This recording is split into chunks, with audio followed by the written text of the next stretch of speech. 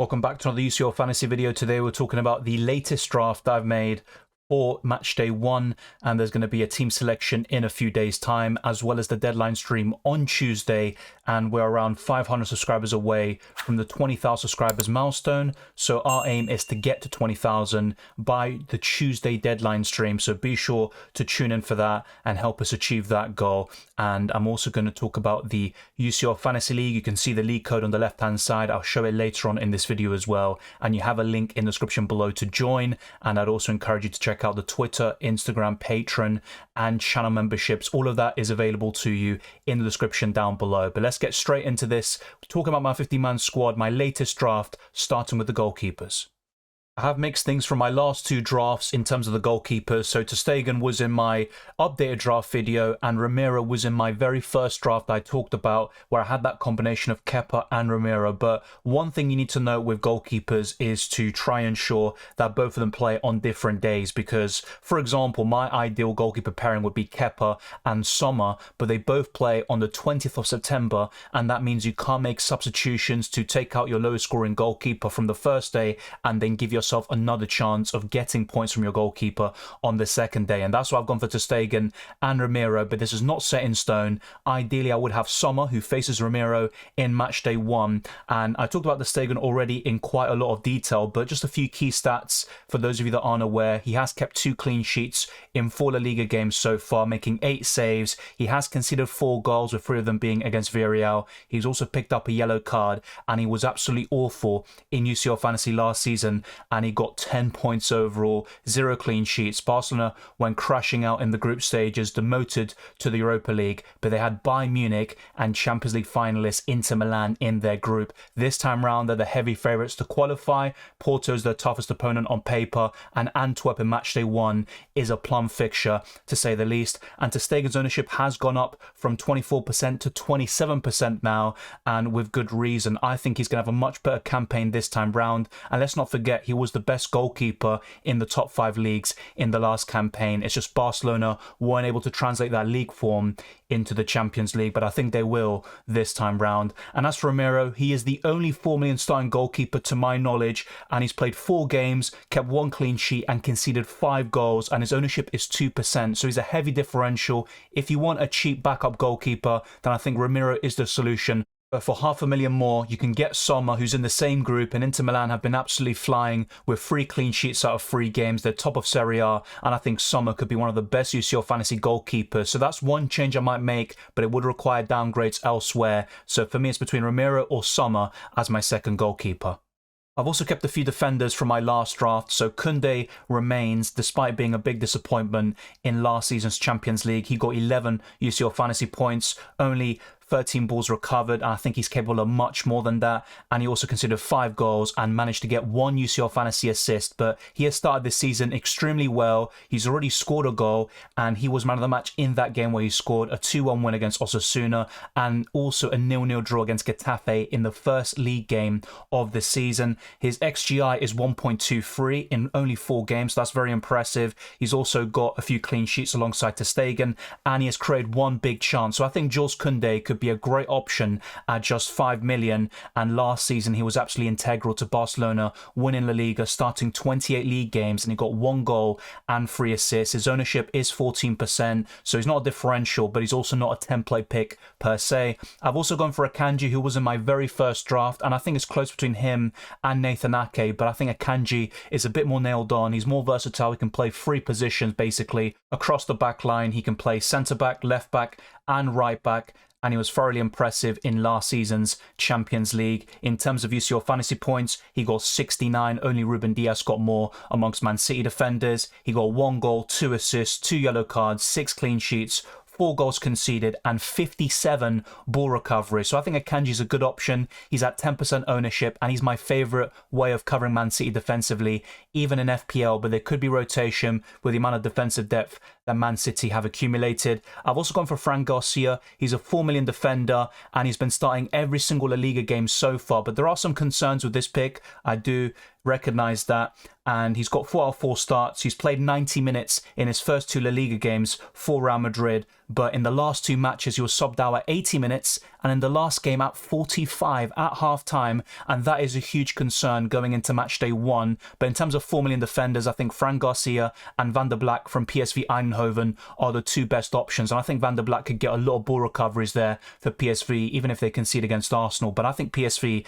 is definitely a team to watch in this season's Champions League. They're unbeaten in 25 games across all competitions, stemming back to last season, and I'm not including friendlies. I'm talking about official games such as the Eredivisie and other cups there as well. But Fran Garcia comes in at only 2% ownership, and if you want to cover Real Madrid defensively, I think Kepa's my favourite way of doing so, but apart from him, I'd be looking at Rudiger or Fran Garcia. Then we go to the other defenders. Antonio Silva also keeps his place. I think he's a fantastic option in terms of goal threat and ball recoveries. He's kept 2 clean sheets in 4 league games so far. 5 goals conceded, 1 yellow card, and also kept a clean sheet in a 2-0 win against Porto in the Portuguese Super Cup. And he scored 3 goals in 30 league games last season. And not only that, he scored plenty of goals and points in last season's Champions League with 2 goals scored, 13 goals conceded, only 2 Champions League fantasy clean sheets, but he also conceded a penalty, 1 yellow card. And having said all of that, which seems very negative, he was able to get 52 UCL fantasy points, and he also got 61 ball recoveries, which is absolutely insane considering that Benfica were knocked out in the quarterfinals to Inter Milan, and his ownership is still 6%, so he is a good differential, Antonio Silva. You've also got Otamendi and a few other options in the Benfica defence, but Antonio Silva is my favourite. Now here comes the final defender, Denzel Dumfries. I usually prefer going for Darmian, but with Inter Milan signing Pavard, that could be a huge threat to his minutes, and I just look at it and think there's no need to change a winning formula. Inter Milan have won 3 out of 3. They're flying at the moment. They're keeping clean sheets in every game. There is no need to bench Darmian, but that could happen in the near future. They play AC Milan in the Milan derby straight after the international break, and we'll see if Pavard starts there. And even if it's Darmian starting in the Milan derby, it could be Pavard starting in the Champions League, so there could be rotation between those two. But before that signing, I think Darmian was as nailed as any defender in the game, and he would have definitely been in my final squad. Now, I'm not so sure. And the reason why I've gone for Denzel Dumfries is because of his tremendous form for both club and country. Some of the stats I'm about to read out are absolutely ridiculous. So in 3 Serie A games, he's scored a goal already and provided an assist. He's kept 3 clean sheets out of 3. And also in the international break, 3 assists in 2 games. And he also has 2 goals and 6 assists since pre-season in just 10 matches. These are absolutely insane numbers. 8 goal contributions in 10 matches. So he has started this season on fire.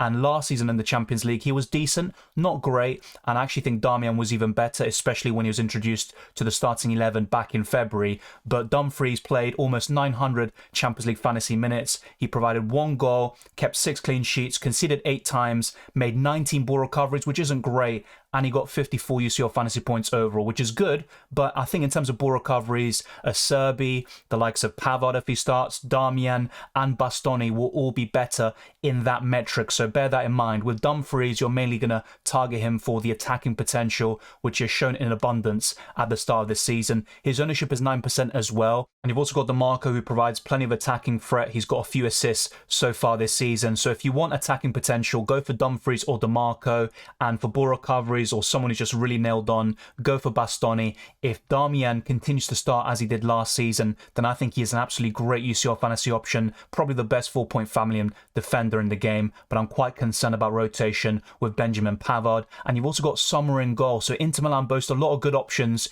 in the defence as well as the goalkeeper position. Let me know your thoughts down in the comment section below. Who is your favourite in terms of covering Inter Milan defensively? But let's now move on to the midfielders.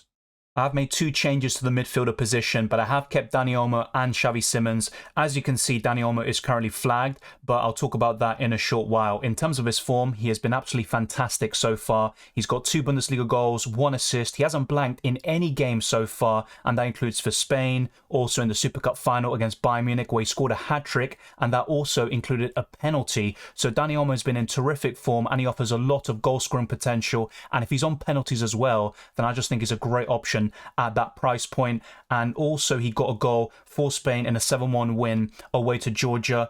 And in UCL Fantasy last season, he only played 62 minutes and still managed to get a UCL Fantasy assist. So I think there's a lot of potential, and he's going to be a good asset this season if he can be available for Matchday 1. So in terms of his injury, he picked that up against Georgia, and he is a doubt for this weekend's game against Augsburg. But Dani Olmo is quite confident they'll be back fairly soon. And my prediction is that he'll be in the squad against Augsburg, but maybe come off from the bench, and then he'll be available to start in Matchday 1. But let's keep an eye on this situation. He is one of my favorite midfielders in the game at that price and below. So it would be great to see him be available and give us another headache in the midfield. As for Xavi Simons, he's one of my favourite 6.5 million midfielders on paper. He's also had a terrific start to life at RB Leipzig. He is on loan from Paris Saint-Germain. He got 2 goals and 3 assists in 3 Bundesliga games. He only blanked against Bayer Leverkusen in Matchday 1. He was man of the match versus Stuttgart in a 5-1 victory, and he has been subbed off on 3 occasions at 62,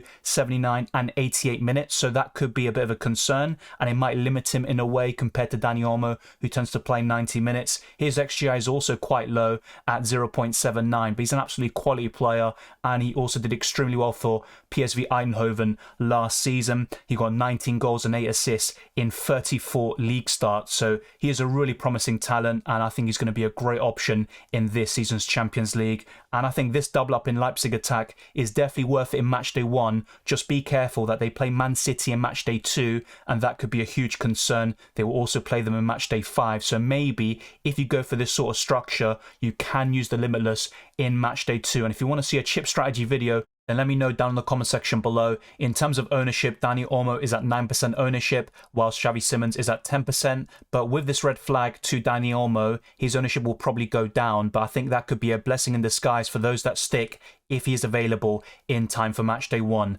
I've also gone for Phil Foden, who typically isn't great for me in FPL, but I've got a good history of him in UCL Fantasy, and he's had a very solid start to this season. He's got 3 assists in 3 consecutive Premier League games. He's actually the top assister in the Premier League so far this season, and he has started every single game for Man City when he's been available, and that includes the Super Cup final against Sevilla. He missed the Sheffield United game due to illness, and he did score in a 3-1 win away to Scotland, so his form is translating to club and country, so he's doing extremely well. And in UCL Fantasy last season, he got 381 minutes, 1 goal, 2 assists, 2 clean sheets, 1 yellow card, 7 ball recoveries, and 23 UCL Fantasy points. His ownership is 5%, so he's a mega differential, and I think he could do extremely well against Werner Zvezda, and he's certainly a fixture-proof player. He's got a decent record against the top 6 clubs in England. And as for Jude Bellingham, he's been in every single one of my drafts. He is criminally underpriced, and with his start to the season, it's no surprise that he's the highest owned player in the game. Yes, even over Erling Haaland, which is absolutely insane. His ownership is 72%, so compare that to Phil Foden, and there's an absolute golfing class in terms of ownership. But Bellingham has had a fantastic start to life for Real Madrid with 5 goals, 1 assist. He has scored in every single match so far, and that includes winners in 3 matches against Getafe, Almeria and Celta Vigo, and that winner against Getafe was in the 95th minute. So these goals are absolutely crucial for Real Madrid, and he has carried the team on his shoulders. He was even good in the Bundesliga last season with 8 goals and 4 assists in 30 starts, and in the Champions League he was a jack of all trades, and he managed to get a lot of UCL Fantasy points in the process with 2 Man of the Match awards, 32 ball recoveries, 1 assist, 4 goals, 3 clean sheets, and he still picked up 2 yellows, so that could be a concern. But apart from that, I think Bellingham is as good as gold in the midfield, and probably the best midfielder pound for pound. And the final midfielder is Marcus Thuram, and he is going to be a bit of an underrated gem, but more and more people will take notice of him now, and he is playing up front alongside Lautaro Martinez. This means he is an out of position midfielder, and he could do extremely well in the group stages, and he has done pretty decent in the Champions League before with Borussia Mönchengladbach. He's got 1 goal and 2 assists in 3 Serie A games so far, and he also scored versus the Republic of Ireland, coming on for Giroud, who came off injured in the 26th minute. So Marcus Thuram is in great form for both club and country, and that's a recurring theme for a lot of the players discussed in today's video. So I'm very happy with this midfield. There could be 1 or 2 changes before the deadline, but I'd be very happy if this was my midfield 5 in Matchday 1.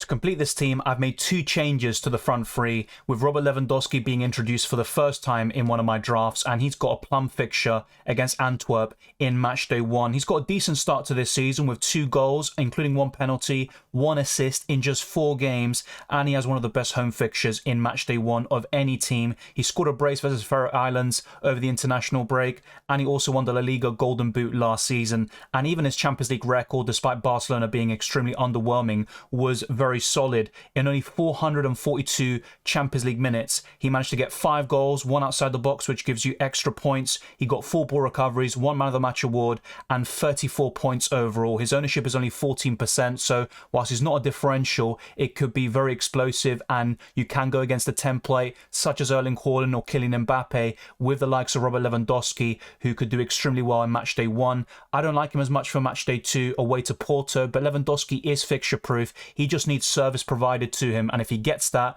with the amount of chances that Barcelona can create on occasion, he will get goals and score plenty of UCL Fantasy points. But I don't think he's as good of an asset as he used to be at Bayern Munich. In terms of Erling Haaland, I don't want to discuss him too much because we know how good of an option he is. He's got 6 league goals already, including a hat-trick against Fulham in game week 4. He's got an assist, he's got 20 shots already, an XG of 4.34, 7 big chances. I mean, Man City are a machine, and Erling Haaland's another robot to add to the many robots they have already. In terms of UCL Fantasy last season, he got 12 goals, 1 assist, he missed a penalty, made 9 ball recoveries, got a man of the match award, and 71 UCL Fantasy points, which was the 4th most of any player, and his ownership is 71%, only 1% less than Jude Bellingham, but he is a template pick. Nearly everyone's going to have him, but the 20 or so % of you that don't have him in the end, maybe you can go against him with Kylian Mbappe, Lewandowski, Di Maria, Alvarez. You've got plenty of other alternatives like Osimhen as well, but I think Haaland is probably going to be template for a reason, and I wouldn't want to go without him in Matchday 1 against Werner Zvezda. As for Angel Di Maria, he's going under the radar, but he's having a great start to this season with Benfica and Argentina. He scored in the Portuguese Super Cup final, his Benfica debut, and he did play for them around 12-13 years ago, but he's back and with a bang. He scored in that 2-0 win against Porto. He's only blanked once for Benfica so far. He scored a penalty, 3 goals overall, 1 assist in just 4 league games, 1 yellow card, and against Bolivia in La Paz, which is one of the highest altitudes you'll ever see on a football pitch, he provided 2 assists in a 3-0 win for Argentina. And in UCL Fantasy last season, he provided 3 assists in just 146 minutes played. He got 3 ball recoveries, a man of the match award, and he's got 38 Champions League assists throughout his career. That's the 3rd most of all time, only behind Cristiano Ronaldo and Lionel Messi. And in terms of assists overall in his career, he's got 281, which I believe is the 4th most of any player of all time. So Angel Di Maria is very underrated. I think he can do extremely well in the group stages, particularly against Red Bull Salzburg in Matchday 1. His ownership is also 5%. He's only priced at 8 million. You can go for Alvarez at 1 million cheaper, and I think it's quite a close call between Di Maria and Alvarez if you're looking for a somewhat cheaper striker to partner Erling Haaland and maybe a Lewandowski. But I'm very happy with this 50-man squad, and it wouldn't be too bad if I start Matchday 1 with it. I just have to keep an eye out for Dani Olmo and the updates on his injury, but I think most of the selections are pretty solid. Let me know if you disagree with any of the picks, or if there are any players that you feel have to be in all of our UCL Fantasy teams. Let me now go to the lineup, how I'm going to order the bench, the captaincy, all of that needs to be discussed. And at the very end, I'll talk about my UCL Fantasy League. With this latest draft, I'd be starting ter Stegen and also a back 3 of Koundé, Akanji, Fran Garcia, a midfield 4 of Olmo, Simmons, Foden and Bellingham, and a front 3 of Lewandowski, Di Maria and Haaland. And on my bench, I would have Ramiro, Antonio Silva, Dumfries and Thuram.